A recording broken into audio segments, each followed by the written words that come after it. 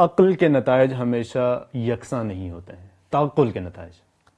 جب ہم تفکر اور تعقل کرتے ہیں کسی ایک ہی معاملے میں، کسی ایک جگہ کا باشندہ یا کسی خاص تربیت میں پروردہ انسان جب اس پر بحث کرتا ہے، غور و فکر کرتا ہے، تو وہ کچھ اور نتائج لے کر آتا ہے. جبکہ اسی طرح کچھ اور، اسی چیز کے اوپر کوئی دوسرا بندہ جب کر رہا ہوتا ہے تو اس کے نتائج بالکل ڈفرینٹ آ جاتے ہیں سامنے. ایسے موقع پر وہ فیصلہ کن کیا چیز ہوگی؟ وہی عقل، یعنی اسی کو مہمیز دیا جاتا ہے. یعنی ایک طرف سے اگر عقل نے ایک نتیجہ نکالا ہے تو وہ اپنے طریقے استنباط کے ساتھ سامنے آئے گی اور یہ کہے گی کہ میرے مقدمات یہ ہیں اور میرے ان مقدمات سے قیاس کے اس اصول کے اوپر یہ نتیجہ نکلتا ہے. دوسرا بھی اسی طرح اپنے آپ کو پیش کرے گا، تو ان کی باہمی معارضت کے نتیجے میں حقائق واضح ہونا شروع ہو جاتے ہیں. یہی ہر جگہ ہوتا ہے.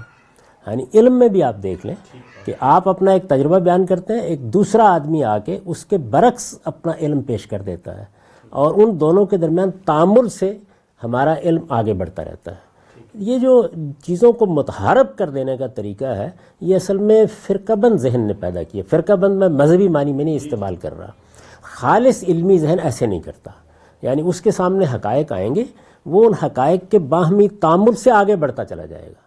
تو قرآن مجید بھی بالکل ایسے ہی کرے گا کہ آپ کے تجربے، آپ کے مشاہدے سے جو چیزیں آپ کو ملی تھیں، آپ نے ان سے عقلی استنباط کر کے ایک مقدمہ قائم کر لیا. اب اگر کوئی چیز اس سے متعارض ہو رہی ہے تو آپ کو توجہ دلائے گا کہ واپس جائیے اور واپس جا کے جو آپ نے نتائج نکالے تھے ان پر غور کر لیجئے. یہ باہمی طور پر جو غور کرنے کا عمل ہے یہ آپ کو آگے بڑھاتا چلا جاتا ہے، اور اس پہ بحث بھی ہو سکتی ہے، آپ آگے بڑھ سکتے ہیں. لیکن ایک ذریعہ علم کا وجود میں آ جانا در حقیقت آپ کے لیے ایک نئی دنیا کا دروازہ کھول دیتا ہے. اس سے سر جو ایک نتیجہ میرے خیال میں سامنے آتا ہے وہ یہ ہے کہ پھر تو اس پاسبلٹی کو ہمیں ماننا چاہیے کہ کوئی الگ نتیجے پہ پہنچے، یہ الگ نتیجے پہ پہنچے، دونوں کو ایکولی کنسیڈریبل ایٹ لیسٹ سمجھنا چاہیے اگر اس کو تسلیم نہ بھی کیا جائے. مثلا میں یہ کہہ سکتا ہوں کہ جاوید احمد غامدی صاحب چونکہ ماننے والے ہیں، ان کو قرآن مجید سے نتائج یہ وغیرہ وغیرہ جو مل رہے ہیں وہ اس پہ بلیف رکھتے ہیں. لیٹ سپوزڈلی میں اگر اس کو نہیں مانتا ہوں تو ٹھیک ہے، میں جس راستے پہ چل رہا ہوں وہ بھی ایکولی ٹھیک ہے، یہ بھی ایکولی ٹھیک ہے. کیا یہ درست پھر نتیجہ ہوگا؟ دیکھیے بات یہ ہے کہ یہ تو دنیا کے کسی علم میں بھی آپ نہیں کہہ سکتے کہ آپ ٹھیک ہیں. یعنی آپ کہتے ہیں کہ آپ ٹھیک ہیں، مجھے حق ہے کہ میں یہ کہوں کہ آپ ٹھیک نہیں ہیں. میں کہتا ہوں کہ میں ٹھیک ہوں، آپ کو حق حاصل ہے کہ آپ کہیں کہ آپ ٹھیک نہیں ہیں. حق کا تعدد نہیں مانا جا سکتا. یہ سوال سر، یعنی جب بھی آپ کے سامنے کوئی چیز آئے گی، یہ یا میز ہے یا نہیں ہے، میرے سامنے پڑا ہوا یہ صوفہ ہے یا یہ کوئی لکڑی ہے، دونوں میں سے کوئی ایک ہی چیز ہو سکتی ہے. البتہ یہ ممکن ہوتا ہے بعض اوقات کہ ایک چیز کو دیکھنے کے دو زاویے سامنے آ جائے. یعنی چیز تو ایک ہی ہے، لیکن یہ کہ اس چیز کو آپ ایک زاویے سے دیکھ رہے ہیں، میں ایک دوسرے زاویے سے دیکھ رہا ہوں، یہ ممکن ہوتا ہے. لیکن مجردات میں گفتگو کرنے کی بجائے ہم اگر بالکل زمین پر آ جائیں تو ہمارا سارا علم اسی طرح سے کام کرتا ہے. یعنی کیا تجربے اور مشاہدے کی بنیاد پر ہمارے ہاں دو آراء نہیں ہوتی؟ کیا عقلی استنباط میں ہمارے ہاں دو آراء نہیں ہوتی؟ کیا اسٹیبلشڈ ہسٹری کی انٹرپریشن میں ہمارے ہاں دو آراء نہیں ہو جاتی؟ تو دو آراء کا ہو جانا حق کو متعدد نہیں کر دیتا، بلکہ ہمارے لیے مکالمے کا ایک دروازہ کھولتا ہے. اس کا مطلب یہ ہے کہ سوچنے سمجھنے والے لوگ چیزوں کو دیکھ رہے ہیں اور دیکھ کر ایک مختلف نتیجے تک پہنچ گئے ہیں. اب ان کے درمیان علم کے حصول کی جدوجہد شروع ہوتی ہے. اگر وہ کسی فرقے میں بند نہیں ہیں، کسی تعصب کے ساتھ باتوں کو نہیں دیکھ رہے، تو وہ لازماً دونوں باتوں کا جائزہ لینا شروع کر دیں گے اور اس کے نتیجے میں کوئی حقیقت ان پہ واضح ہو جائے گی. ہو سکتا ہے کہ دونوں کا تاثر کسی چیز کے بارے میں غلط ثابت ہو جائے اور ہم ایک تیسری حقیقت کو دریافت کرنے کی طرف آگے بڑھ جائیں.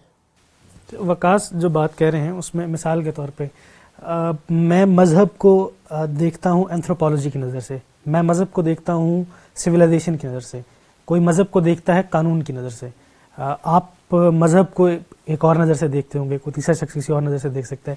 یہ جو زاویہ نظر کا اختلاف ہے اس میں تو حق متعدد ہوں گے اور ہونا پڑے گا. نہیں، آپ جس زاویہ نظر سے بھی دیکھتے ہیں اس پہ یہ بحث ہوگی کہ وہ زاویہ نظر درست ہے یا نہیں. یہی بحث اس وقت ہمارے ہاں پچھلی کئی نشستوں سے اس جگہ پہنچ گئی ہے. جب ہم کہتے ہیں قرآن ایک چوتھا ذریعہ علم ہے تو اس کا مطلب یہ ہے کہ آپ نے پہلے 3 ذرائع علم کو استعمال کر کے قرآن مجید کی یہ حیثیت متعین کرنی ہے. اگر وہ ہو گئی تو جس طرح آنکھ کے دیکھے ہوئے کو جھٹلانا آسان نہیں ہوگا، اس طرح آپ خدا کی کہی ہوئی بات کو بھی آپ نہیں جھٹلا سکیں گے. یعنی وہ اب اپنی الگ حیثیت منوا لے گی کہ یہ میں خدا کی طرف سے کہی ہوئی بات ہوں. چوتھا ذریعہ علم تو کہنا ہی نہیں چاہیے نا. آپ جب چوتھا ذریعہ علم کہتے ہیں تو اس کا مطلب یہ ہے کہ جانچنے پرکھنے کے بعد ہم نے دو کی بجائے ایک تیسری آنکھ دریافت کر لی ہے، اس کو بھی اب دیکھنے کا حق ہے. وہ اپنی انڈیپینڈنٹ مستقل بذات حیثیت منوا لے گی. یہ اس کا مطلب نہیں ہے کہ میں اس کے مقابل میں عقل کو معطل کر دوں گا. یہ مستقل بذات والی بات آپ نے اپنے پھر کی معذرت میں آپ کی بات کاٹ رہا ہوں. جو پہلے ذرائع علم ہیں ان کے ذریعے جو علم ہمیں آ رہا ہے اور وہ پھر علم دوبارہ اس کثر کے اوپر بھی کھڑا ہو جاتا ہے اور ان پہ بطور حکم بھی کھڑا ہو جاتا ہے، یہ مستقل ہے. یہ جو قرآن مجید ہے 1400 سال کے پاس ہمارے پاس ایک ٹیکسٹ ہے جس کے ذریعے ہم چیز، یعنی جو اگر تو آپ صرف اس ٹیکسٹ کو ذریعہ علم مانتے ہیں تو بات ٹھیک ہے، لیکن اگر جس میڈیم سے یہ ذریعہ علم آ رہا ہے وہ مستقل نہیں ہے، وہ ایک وقت پہ آ کے ختم ہو گیا اور اب ہمیں اسے قبول کرنا پڑ رہا ہے کہ بس ہمارے پاس یہی ہے، اسے آگے ہم نہیں جا سکتے. اسی پہ ٹیکسٹ کی بات کر رہا ہوں. یعنی مستقل ذریعہ علم تو وہی تھی، وہ ایک لمبے عرصے تک جاری رہی، لیکن وہ میری بحث کا موضوع نہیں ہے، اس لیے کہ میں نہیں جانتا کہ وہی کیا چیز ہوتی ہے، مجھے نہیں معلوم کہ وہ کیسے آتی ہے. میرے سامنے تو اس کا تجربہ بیان کیا گیا ہے، یعنی محمد الرسول اللہ صلی اللہ علیہ وسلم نے بیان کیا یا اس سے پہلے پیغمبروں نے بیان کیا. یہ ان کا ایک ذاتی تجربہ ہے، ان کا تو وہ تجربہ ہے، لیکن میرے لیے وہ ابلاغ کا کوئی ذریعہ نہیں رکھتا، سوائے اس کے کہ اس کا پروڈکٹ کیا ہے، اس سے نتیجہ کیا نکلا ہے، وہ قرآن مجید کی صورت میں موجود ہے. اس لیے میں نے یہ نہیں کہا کہ چوتھا ذریعہ علم وہی ہے، میں نے یہ کہا ہے قرآن مجید ہے.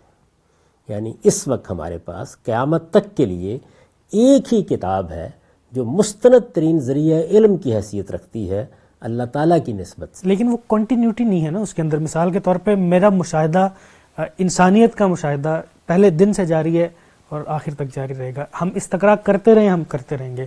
ہمارے پاس تاریخ ہماری موجود ہے، ہم اسے پرزرو کر رہے ہیں، اس پہ غور و فکر کر رہے ہیں، وہ ہم کرتے رہیں گے. لیکن یہ جو ہے وہ ایک ٹیکسٹ ہے بس ہمارے پاس، کنٹینیوٹی نہیں ہے ہمارے پاس. اس سے کوئی فرق نہیں پڑتا. یعنی ہمارے پاس کائنات ہے، یعنی یہ ذریعہ علم ماننے میں ایک مشکل ہے. میں نہیں، دیکھیے بات یہ ہے کہ اس سے تو صرف ذریعہ علم کی نوعیت مختلف ہو گئی، یعنی اس سے کوئی فرق نہیں پڑا. اگر فرض کیجئے کہ آپ کو تاریخ کی ایک کتاب مل گئی اور یہ کتاب آپ کے پاس مثال کے طور پر آج سے 15 صدی پہلے کی لکھی ہوئی ہے، اس کا استناد ثابت ہو گیا، یہ معلوم ہو گیا کہ یہ کتاب اسی زمانے کے اس شخص نے لکھی ہے، وہ فلاں اور فلاں ہے، تو اب وہ کتاب تو آگے نہیں جاری رہے گی لیکن وہ ذریعہ علم بن گئی. اسی طریقے سے آپ کو مثال کے طور پر کہیں سے فوسلز مل گئے، متحجرات مل گئے، ان کی بنیاد کے اوپر آپ نے اپنی تحقیق شروع کر دی، ایک نتیجہ نکالا، دوسرا نکالا، تیسرا نکالا، نتیجے پر نتیجے نکلتے چلے گئے. یعنی آپ پہلے اس پوزیشن میں تھے کہ آپ یہ جان سکیں کس زمانے کے تھے، اب آپ اس پوزیشن میں بھی آ گئے کہ آپ یہ جان سکیں کہ ان کا جینیاتی کوڈ کیا ہے، آپ یہ بھی جان سکیں کہ یہ فلاں جگہ سے آئے ہیں یا فلاں جگہ تک جائیں گے یا اس میں فلاں فلاں مراحل گزر چکے ہیں. تو اصل میں آپ کے پاس ایک چیز ایسی آ گئی کہ جو آپ کے علم میں اضافہ کرتی چلی جاتی ہے، تو اپنی ذات میں وہ علم کا ذریعہ بن گئی ہے. تو کیٹیگری کے لحاظ سے ہم اس کو اگرچہ الگ کر رہے ہیں لیکن اس کے ساتھ ہمارا اسی نوعیت کا تعامل جاری ہے، انٹریکشن ویسے جاری ہے. یعنی وہی تجربہ، وہی مشاہدہ، وہی عقلی استدلال جس کی قوت میرے پاس موجود ہے، وہی تاریخی حقائق جو ملتے رہتے ہیں، وہ بار بار ہمیں اس کی مراجعت کی طرف لے جاتے ہیں اور نئے حقائق سامنے آتے رہتے ہیں. تو کنٹینیوٹی اور تسلسل وہاں بھی واقع ہو جاتا ہے. یہ کام تاریخ کی کتاب کے ساتھ نہیں ہوگا نا، اس کے اندر جو چیزیں موجود ہیں، یعنی کسی شخص کی اگر کہانی ہے یا قصہ ہے یا دیومالا ہے، وہ چیزیں اس کے اندر موجود ہیں. میں بار بار جا کے اس دیومالا سے نئی چیزیں اخذ نہیں کر سکتا، لیکن یہاں پہ یہ کام بار بار جاری ہے. اس کی جو پوسٹ ہاک ایکسپلینیشن ہے وہ بار بار ہو رہی ہے. تو اس صورت میں آپ اسے ذریعہ علم کیسے مانتے؟ یہ دیکھیے ذریعہ علم تو وہ ہے، آپ یہ کہہ سکتے ہیں کہ ذریعہ علم کی نوعیت کیا ہے، یعنی وہاں سے میرا جو علم حاصل ہوتا ہے کیا وہ ایک ہی بار میرے لیے ایک حتمی چیز بن جاتا ہے یا میں بار بار مراجعت کر کے نئے نئے حقائق دریافت کرتا رہتا ہوں. میں نے ابھی فاسلز کی مثال دی، یعنی وہاں پر بھی میری مراجعت نتائج میں تبدیلی پیدا کرتی چلی جاتی ہے. تو یہ تو کسی ذریعہ علم کی نوعیت کا معاملہ ہوا، ذریعہ علم تو بن گیا. یہ عرض کر رہا ہوں کہ مثال کے طور پہ ایک فاسل ہے میرے پاس، وہ فاسل اس پہ جتنی ریڈنگ ہوگی پیلیونٹولوجسٹ کام کریں گے، سب کچھ کرنے کے بعد اسے اٹھائیں گے، پیک کر کے ایک جگہ رکھ دیں گے اور بتا دیں گے کہ ہمارے تجربات اور مشاہدات یہ بات کہتے ہیں, انٹل انلیس جو ہے وہ اس کی غلطی واضح ہو جائے. لیکن اس قرآن مجید کے معاملے میں یہ کام 1400 سال سے چلا آ رہا ہے, مستقل چلا آ رہا ہے. تو اس کی نوعیت کے لحاظ سے بھی یہ پھر اپنی نوع میں بھی منفرد چیز ہے, کوئی دوسری یعنی اس کے. ان تینوں ذرائع علم کی طرف چلے جائیے جن کی بنیاد پر آپ یہ بات کہہ رہے ہیں. میں تجربہ اور مشاہدہ کرتا ہوں کس کا؟ خارج میں پڑی ہوئی کائنات کا, داخل میں پڑے ہوئے نفس کا.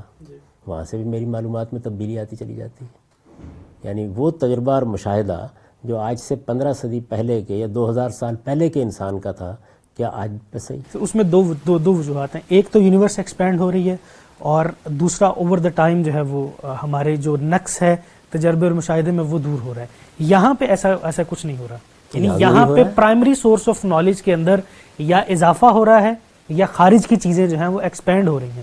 یا میں اپنی مشاہدے کی صلاحیت بڑھا رہا ہوں اس لیے میں نئی چیز دریافت کر رہا ہوں. وہاں اپنے تدبر اور تفکر کی صلاحیت بڑھا رہے ہیں. دیکھیے انسان کا معاملہ یہ ہے کہ اس کے علم میں غلطی کیسے ہوتی ہے, یا قلت علم سے ہوتی ہے یا قلت تدبر سے ہوتی ہے. یعنی دو ہی چیزیں ہوتی ہیں ہمیشہ. آپ کے پاس وہ معلومات نہیں تھیں, یا وہ ہنر نہیں تھا, یا وہ اپروچ کے ذرائع نہیں تھے, یا آپ کو جو چیزیں دی گئی تھیں وہ چیزیں ناقص تھیں اور ان کی وجہ سے آپ سے نتیجہ نکالنے میں غلطی ہو گئی. دوسری چیز کیا ہوتی ہے؟ یہ سب کچھ تو موجود تھا لیکن انسان سہل کوش ہے, آرام طلب ہے, غفلت میں مبتلا ہو جاتا ہے. بعض اوقات جس طرح سے اسے ارتکاز توجہ سے کام لینا چاہیے نہیں لیتا, تو قلت تدبر واقع ہو جاتی ہے. ایسا یہ قلت علم اور قلت تدبر کو آپ انسانی سطح پر ختم کیسے کر سکتے ہیں؟ اگر آپ یہ تقاضا کرتے ہیں کہ دنیا کو دیکھنے کے نتائج ایک ہی وقت میں نکال کر یہ بند نہیں کیا جا سکتا, یہ نہیں کہا جا سکتا کہ جف القلم اب جو ہونا تھا ہو گیا, تو یہ قرآن مجید کے بارے میں کیسے ہو سکتا ہے؟